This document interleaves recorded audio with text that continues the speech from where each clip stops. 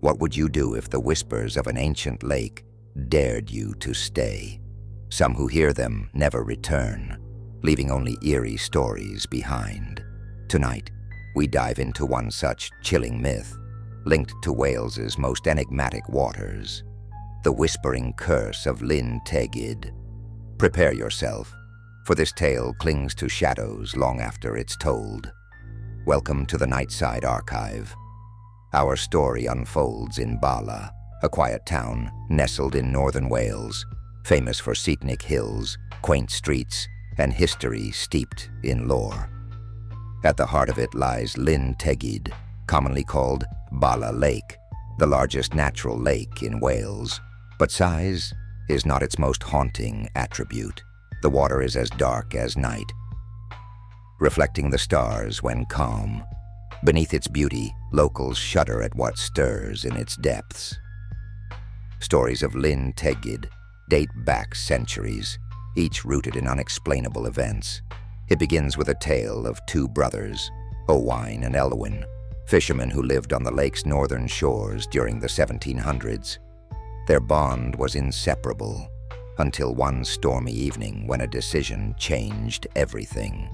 According to accounts passed through generations, the brothers set sail despite ominous skies and repeated warnings from a village elder who claimed to hear the lake whispering in protest. Such claims were not unheard of. The lake was said to have a voice of its own, lamenting the impiety of those who dared to defy it. Ignoring superstition, Owain and Elwyn cast their nets, hopeful of abundant catch. Folklore states that their boats rocked violently as wind howled. Between the crashing thunder and lightning, Owain claimed he heard voices beckoning him to venture deeper into the cold abyss.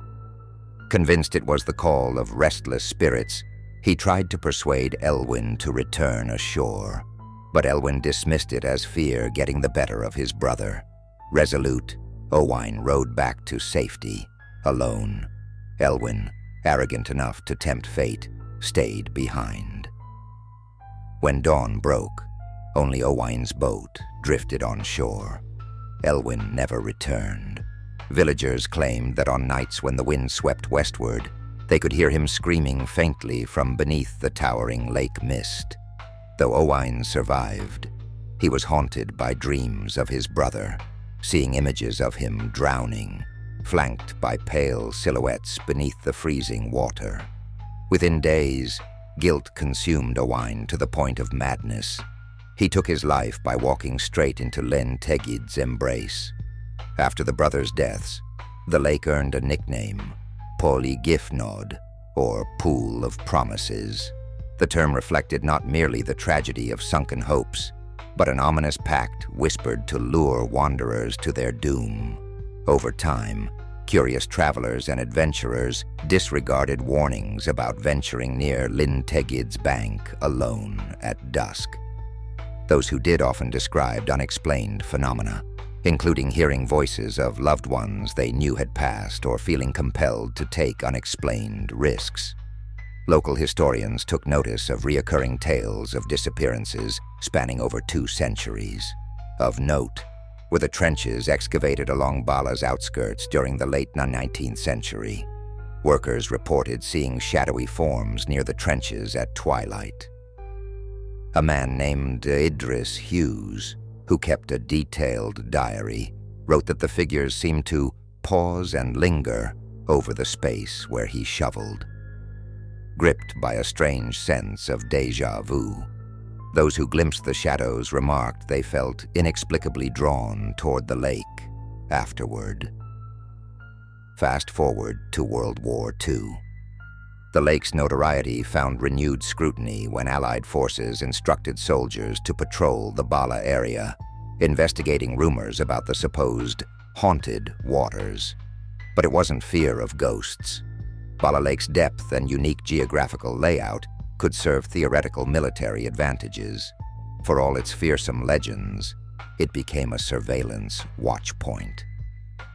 After several months surrounding Bala's still shores, the number of reported instances skyrocketed. One disturbing case involved a patrolman named Martin Fortner. First noted in his official military diary, Martin's story started innocuously during a late-night post. He allegedly heard soft whispers and laughter emanating from the lake's foggy swirls.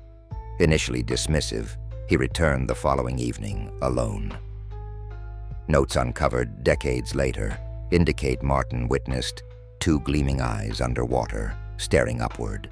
By eyewitness accounts of fellow soldiers, hours later his boot prints leading directly into icy waters were the last tangible reminder of a now MIA officer. In the early 2000s, paranormal researchers flocked to Bala, fueled by morbid curiosity.